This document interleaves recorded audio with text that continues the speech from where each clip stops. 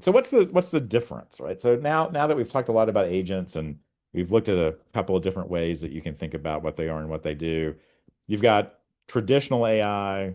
I often call it old school AI. But those systems often were rule-based. So they depended a lot on humans sitting down and encoding knowledge and saying, here's how this domain works, and here are the rules that you need to pay attention to. They were sort of passive in the sense that you had to tell the agent, I would like you, or the AI system, I'd like you to do this thing for me now. Um, they tended to be siloed because, again, they depended on humans to encode the knowledge manually. And to do that, you kind of have to stay inside of a silo, right? Really hard 15, 20 years ago to think about providing very broad knowledge.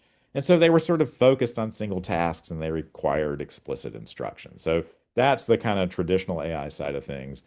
Agentic AI, and I want to make a point here in just a second, is again, they're autonomous. They can adapt in real time. They can take initiative. They can interact with other agents. They can make decisions proactively.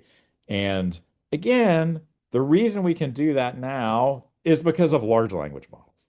So um, there was a, an opinion piece that was written recently by Rich Sutton, who invented reinforcement learning for his PhD thesis, which is a remarkable feat. So he spawned this entire field.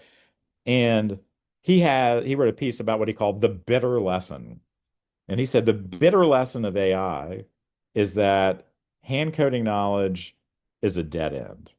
And what machine learning has discovered is that the right way to do it is to allow the data to speak for itself, to build systems that are able to acquire knowledge from data. And so LLMs are sort of the the almost the final nail in the old school AI coffin because they show that you can build these amazingly powerful, knowledgeable, adaptive, flexible systems by essentially slurping into the all the world's text and sort of learning to predict the next word.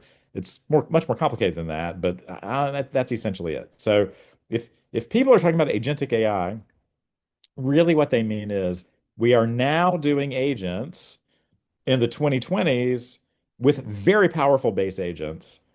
Whereas in the 1990s, when I was a grad student, people were doing work on agents, but the agents were just sort of dumb and not very capable.